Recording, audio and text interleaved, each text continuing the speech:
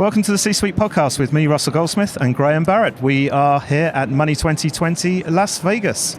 We're recording the show in partnership with LSEG Risk Intelligence, who provide a range of solutions to help organizations effectively navigate risks and reduce fraud. We really hope that you enjoy these conversations with some of the attendees and speakers from the event. So I'm now joined by Ramesh and Menon, the Head of Digital Identity and Fraud Solutions at LSEG Risk Intelligence. Ramesh, first of all, thank you for inviting us to record the podcast on your booth. We're loving it here, so I really appreciate that. I wanted to start maybe with some of the biggest trends that you're seeing in global fraud prevention and also digital verification today. Yeah, first of all, happy to be here and privileged and glad to share the booth with you. In terms of your question with the evolving landscape, we see three major drivers. So one is the rise of cross-border payments. The second is evolving regulation. And the third is the changes in what we call trust models. So I'll go through them one by one. Yeah. So cross-border payments, just as the world has become more digital, as financial transactions increasingly occur across borders, we are seeing that payments are just expected by people to be done seamlessly, whether you're transacting within a country or across the border. So that's one. The other one is evolving regulation. Now, this is something that's not new. Regulators and compliance with those regulations continue to evolve throughout. So we are seeing certainly that is an ongoing trend that was not going to end anytime soon. And the third one is sort of an interesting one, which is what we term evolving trust models. So traditionally, things like trust models or really your trust in some kind of verification or an identity or a payment tended to be siloed. But now we are seeing the convergence of things like fraud, AML, decisioning for various reasons, including eligibility like age verification, are really coming together to cause really this broader set of requirements around what we call trust models. Okay. I want to pick up on the second one that you talked about there, the regulatory requirements, and particularly around instant payments and verification standards, something else obviously you just said there. How is that affecting the way that companies operate? Yeah, for one, there is increasingly a demand and regulation that's facilitating instant payments. So it's been a bit of a patchwork. So obviously in the US, the rise of real-time payments, the rise of, say, PSD and similar regulations in Europe has meant that consumers are expecting to be able to do payments and not wait multiple days, but these things have to happen rapidly. Now, what that means is that you also have to introduce a higher level of trust into those payments. So verifications that are near instantaneous, because the payments are going to happen near instantaneous. You don't have 3 days to back out of a payment, for example. And so cross-border payments, whether it is remittances or whether it is dealing with your suppliers and vendors and preventing fraud while these payments occur is a key thing when it comes to certainly the cross-border transactions. An associated part of cross-border transactions that goes into really identity verifications is very similar. You now want to be able to expand your addressable market, go into new countries and jurisdictions, and how do you verify identities there? And identities are verified in different ways in different parts of the world.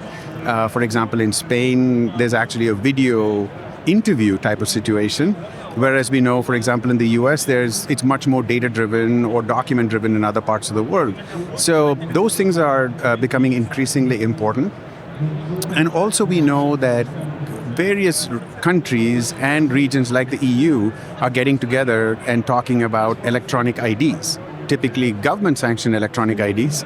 Here, for example, in the US, we're just getting into mobile driver's licenses. That's become a big topic of discussion, implementation by a few states. And for example, in the EU, there's a whole digital identity framework that's being established that will go into effect in a couple of years. So that's another interesting evolution that we see in particularly these cross-border situations. Interesting. Last question for you, Ramesh. I want to look at the rise of digital transformation and how, keen to find out how that has influenced the demand for comprehensive risk and identity management solutions. Yeah, the short answer is speed. Okay. So for example, before digital transformation, if you wanted to open up a bank account, you had to rock up at the bank with your ID, some documents, and present them, and it was probably a half an hour before you were allowed to open your bank and leave. Today, with digital transformation and expectations particularly accelerated through the pandemic, people now expect, and a lot of fintechs, a lot of people at this conference, for example, are providing a much faster, seamless experience. So what this means is you have to balance that convenience or reduction of friction to get your consumers and your eventual customers through this funnel, but at the same time introduce what I like to call good friction, because you want to keep the bad guys out, you want to keep the criminals, you want to keep the sanctioned entities out. And so there is that balance of how do you use different elements of identity verification, bank account verification, document verification, and sanction screening together as part of your onboarding process. And it's not only the first time you interact with a particular company, but it's also your ongoing interactions. You want to change your address, you want to change your bank account. So how do you then introduce these kinds of checks that don't slow down the process, but at the same time provide the consumer and the customer organization with the required trust and minimization of risk that's necessary to be successful? Okay, so there's lots that you've just gone through there. So the natural question for me to ask is, how does LSEG Risk Intelligence help in this entire area? Yeah, absolutely. So at LSEG Risk Intelligence, our mission is to fight financial crime and do this in a way that's efficient for our customers and their consumers or businesses that they support. So what we do is start with really a foundation of trusted data. So we have high quality, highly accurate data when it comes to identity verification in about 60 countries. We have a bank account verification. We're actually launching our global solution right here tomorrow, which will add the G20 type of coverage over the next year for bank account verification. We also are launching tomorrow also our new identity verification, doc proofing, and biometrics solution that's also available in many countries around the world. And lastly, and actually one of the most importantly, our WorldCheck brand that many people know and love and use is really the foundation of our high quality sanctions data and also driving our due diligence products. So together with this portfolio, LSEG Risk Intelligence provides really all the data elements and the solutions for rapid onboarding, regulatory compliance, and fraud prevention. Well, listen, good luck with those launches tomorrow. It's going to be a busy day for you, I know. So hope all that goes well. But for now, Ramesh, Menon, thank you so much for joining us. Thank you. I'm now joined by Annie Drew, who's Chief Risk and Compliance Officer at WEX. Annie, how's your Money20? It's fantastic. Yeah, you had a good day? Meeting a lot of people. Yeah. It's really fun. Thank you for having me. Not at all, no. So, well, let's talk about the global payment space to start with. Let's talk about that. What innovations are you most excited about in that space? I'm going to think really hard. It has to be Gen AI, don't you think? Yeah, let's go for that, don't you think? Yeah. So where I sit, overseeing risk and compliance at WEX, I also have service operations and WEX Bank. Okay. So across my remit, there are lots and lots of exciting opportunities for large language models. Yeah.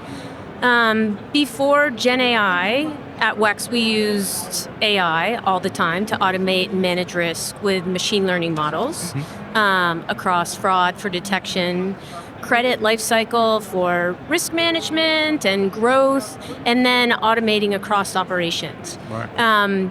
But from my perspective, there's a lot of hype around Gen AI, which is understandable. I would hope that the payments industry would also be focusing on data governance and architecture. Yep. Because without that data infrastructure, I'm not sure we're going to be able to move as fast as we would want. Is that something that concerns you? You know, do you think there's a risk there? I do. Yeah. I do. I think that regulators, it's a theme they like to talk a lot about now. Yeah. It's confusing for them, and so I think that risk and compliance professionals really need to start to think about how they're going to educate the regulators. Yeah, well, let's go there then. Yeah, I mean, how do you keep on top of these new innovations and make sure that, you know, I guess in your role, that everything is being, you know, the I's are being dotted, the T's are being crossed, and everything is actually in place? How do you go about doing that? Yeah. So our risk and compliance team does the teams do a number of different things. Yeah. The first thing is, which I'm sure you would guess, we keep track of what's going on the regulatory front Sure. globally, as it impacts our current products, and then strategy for the future. And then I mentioned it already, but we also keep a pulse on what the regulators are really thinking about, what are consent orders showing us, what are we seeing the regulators speak to in public settings, so that we're really prepared for exams, and we're ready to speak to that. And then we also keep track of what's happening in the industry, and also from a macroeconomic perspective, so that we can see how our risk is shifting. Yeah. And then internally, the way we make sure our I's are dotted and our T's are crossed is we work really closely with our product folks. And we try to identify those risks early on in the product life cycle so that we can put controls in place. And those can be a number of different things, from minimizing fraud to considering how we comply with fair lending. So it's really a collaborative engagement between product and risk and compliance, and that's what makes it most effective. Yeah. Well, listen, you've mentioned regulations a few times there. So, yeah, I mean, there are a number of come out, the last couple of weeks. Which ones have you particularly got your eye on? Is there one in particular, two in particular? What's on your plate at the moment? Yeah. So the one that comes to mind was, earlier this year was the EU AI Act. Okay, right. I think that looks very similar, or it has a flavor similar to GDPR that we saw about 6 years ago, that overarching privacy regulation. With the EU AI Act, it's very comprehensive. Some of the states are starting to pass some potential regulation that looks similar to that, but I think what we'll find across risk and compliance, that we'll start to build governance frameworks that comply with that more stringent EU regulation, and then we'll build off from that to ensure that we're able to comply with other regulations that will likely be a little bit less comprehensive. Okay, that's a very good point, actually, because is it going to be far more difficult in the USA because it is state by state rather than the EU where it's kind of all encompassing? Yeah, I do think it's going to be difficult. And I think what you found with global companies is that GDPR is kind of the standard. And so as US states continue to pass regulations from a privacy perspective, and at a federal level, there's always conversations about that. Yeah. There's nothing that's been as comprehensive as GDPR. No. So if you build your programs to that larger or to that higher standard, it makes compliance in the US a little bit easier. So I suspect, as a global company, we will continue to think about our AI governance from a global perspective, which means we'll look to the EU to set the standards, and then we'll build from that. Okay, sounds a sensible approach, yeah. Could we finish up by talking about payment fraud and summarize your strategy at WEX when it comes to addressing that, and I guess making sure it doesn't happen? Yeah. Does anybody have a stable strategy when it comes to fraud? You kind of gotta, you got to go where the fraudsters go. Yeah. So we've been through a transformation the past 2 or 3 years focused on fraud. We've really focused on our people, process, and technology. Yeah.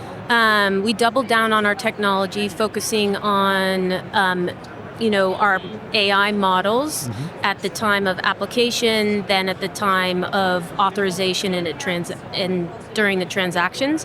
It's been really effective. We deployed a model in 2023, and within, I think, 3 months, we saw a decline of 41% in fraud instances. Wow. This is in our mobility space, so it's been super energizing. Well, that's quite rewarding, isn't it? When you see those immediate, benefits. Yeah, it must be. It's fantastic, and I attribute that to our fantastic data scientists and our engineers, our IT engineers, who have really allowed us to move quickly and iterate on models so we can keep up with the fraudsters. Yep.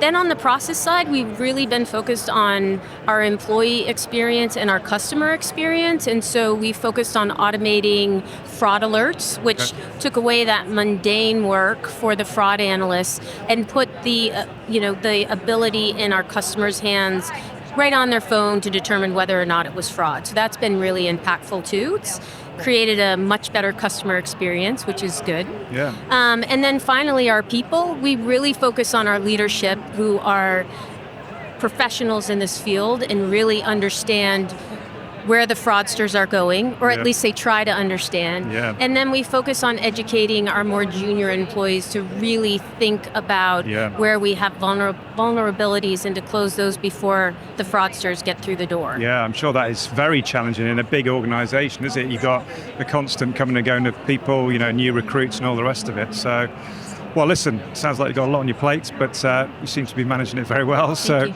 Annie, Drew, thanks so much for joining me here today. Thank you for having me.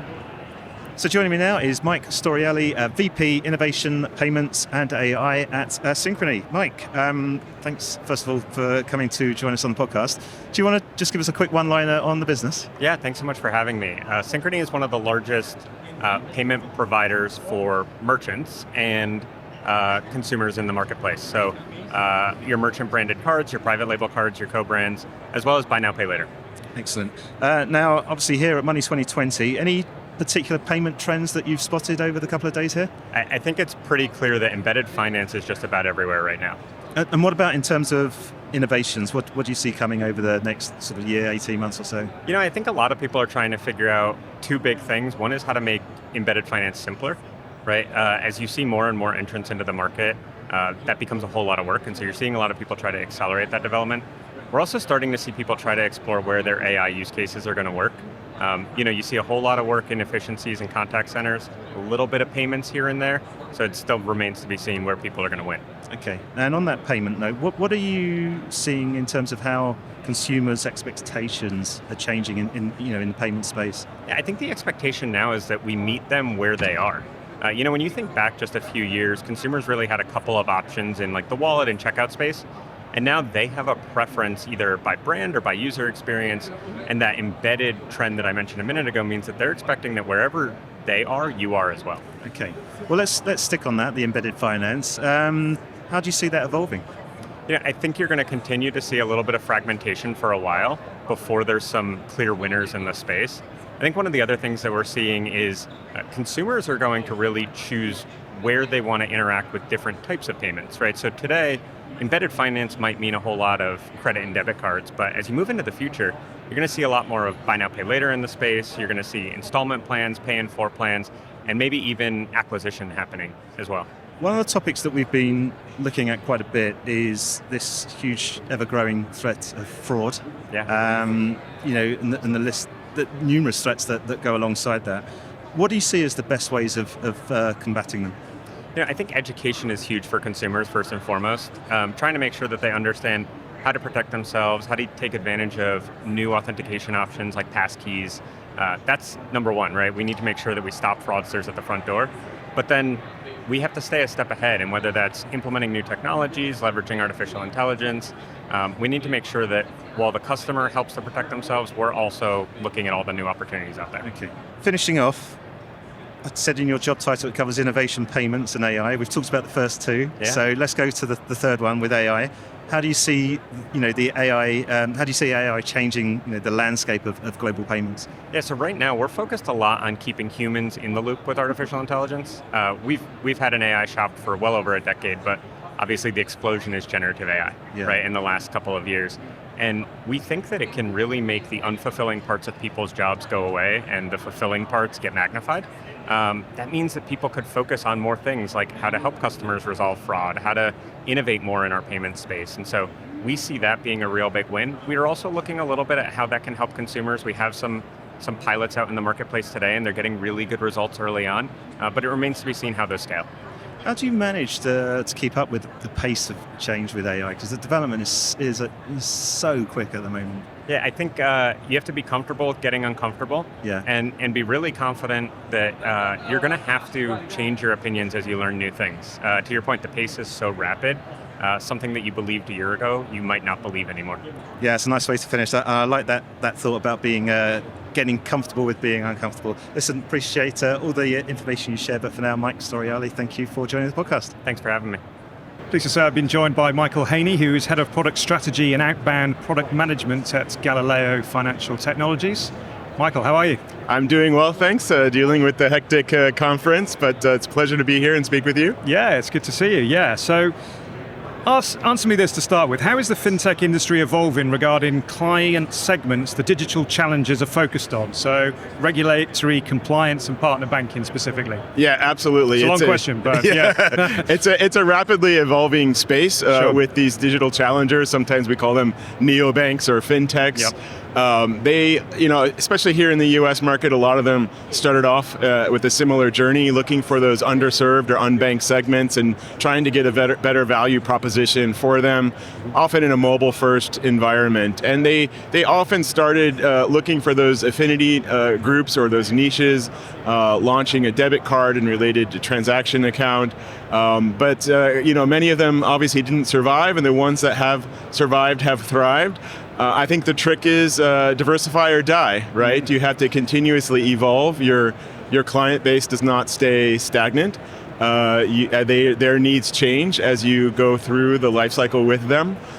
So your products and the number of different customer segments and geographies that you go after should expand accordingly. Mm-hmm. Otherwise, you risk losing them. Let's say that your initial product was in that sort of credit builder space, trying to help you get better credit scores so you have more access to lending.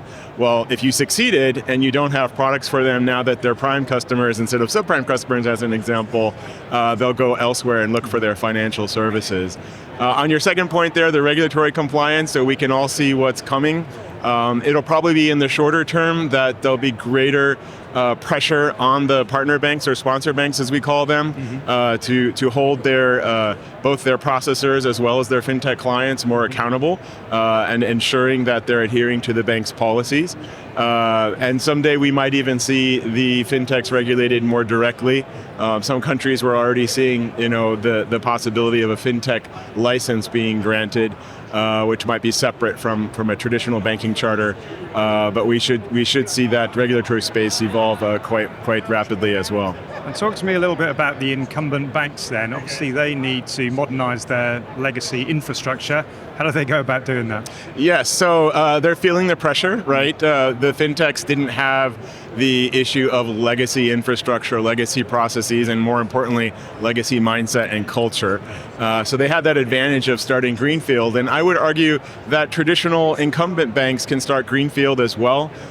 Sometimes we nickname that as a digital sidecar, so looking for ways to reach customers outside of your branch network, perhaps with a new brand or going after segments of customers you didn't traditionally go after, launching digital-first type of products. Sometimes we see them entering new geographies in a digital-only way. The big example out there, of course, from the US is JP Morgan Chase launching in the UK with a direct or digital-only bank. Or perhaps a new product line like buy now, pay later as a new offering that you don't have to build on your traditional tech stack, your legacy tech stack, but in fact build it on the side with new. So greenfield is a great way to get comfortable with the new technology and the new business models while also generating a bit of revenue. And then once you get comfortable with that, you can come back to the so-called mothership and start incrementally and progressively eating away at your legacy tech stack. Yeah. So big banks can learn a lot from the challengers. Okay. Now, we couldn't really not have a conversation about AI at Money 2020, could we? Yes. So, how is Galileo embracing that trend? I would point to three areas. Two of them are quite specific to the solution that we offer. We do have a virtual assistant, sometimes nicknamed as a chatbot, which started out, like many of them, with traditional AI technologies like natural language processing, and we're looking for those ways to incorporate the new darling on the block, of course, which is Gen AI. And we're doing it first and foremost with just improving the product and the bank staff experience before rolling it out to directly interact with customers. A second product line is our fraud, in our areas of fraud. Increasingly adapting those machine learning models to help improve detection with fraud and prevention of fraud types of technologies. And then, of course, we are interjecting it into our data and insights layer. So moving beyond just providing that raw data to our ecosystem partners and our clients, and being able to provide more advanced insights and analytics that they can enjoy. So those are the three primary areas that we're starting to see AI permeate into the Galileo ecosystem. Yeah, it'll be really interesting to see how that space accelerates. Yes. If we have this conversation, this time next year, I don't know how much further down the road we're going to be. So yeah, that's really interesting. Okay, let's just move the conversation onwards a little bit to real-time payment networks. The USA now has 2. Yes. What do you see as the way forward now? We were a little late to the game compared to some of the other markets. Obviously, we look to countries like India, Brazil, UK, as they adopted faster payments and see what we can learn there. But yes, we finally have both FedNow and RTP rolled out, and we're seeing every day an increasing number of banks attaching themselves to these new rails. What's obviously the most interesting is the use cases. So we're going to start to see, particularly I think in the B2B space as well as the B2C space, some interesting use cases come out.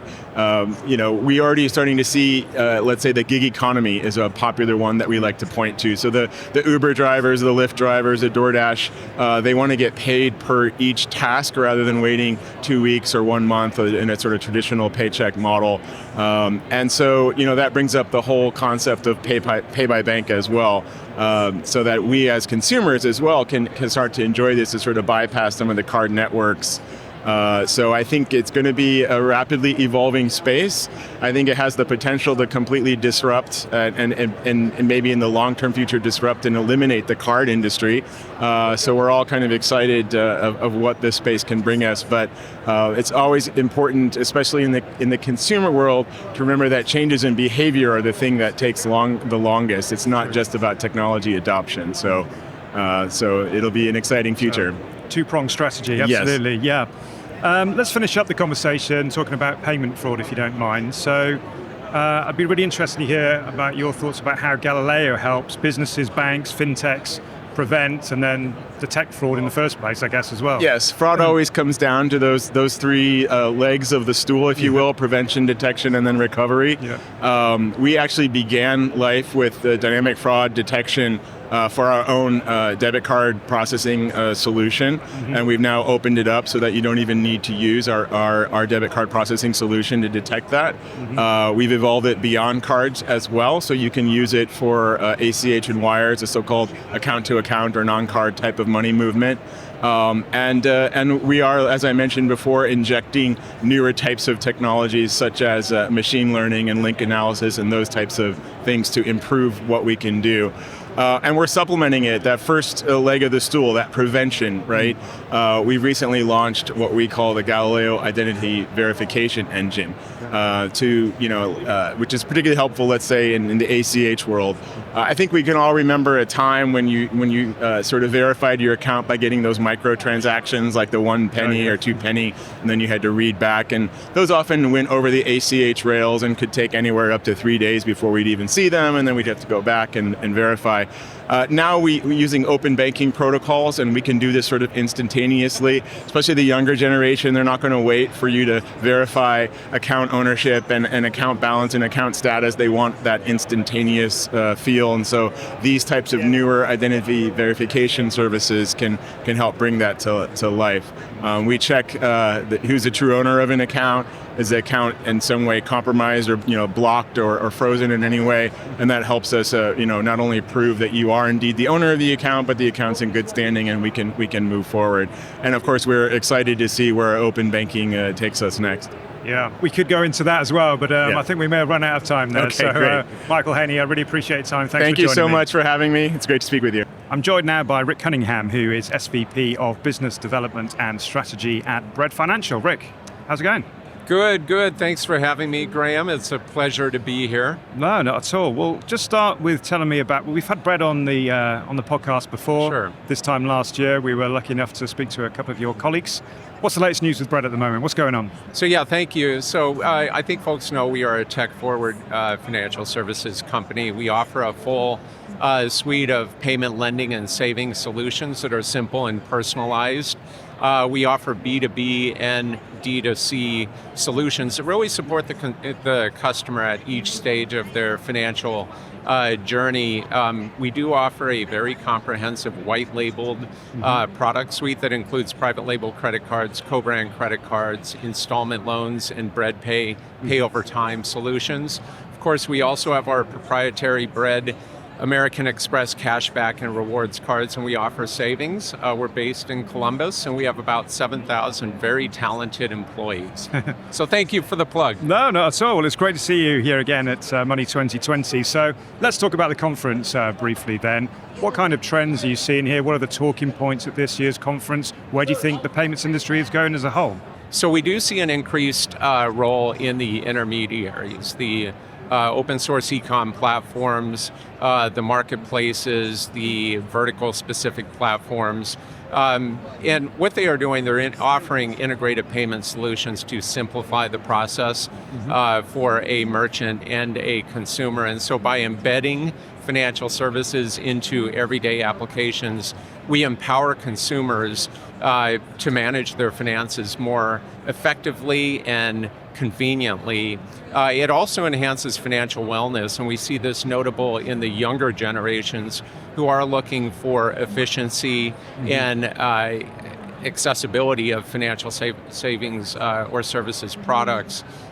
We are seeing advances in AI and machine learning, so specifically being used to detect fraud, to enhance the user experience, and to streamline payment processing.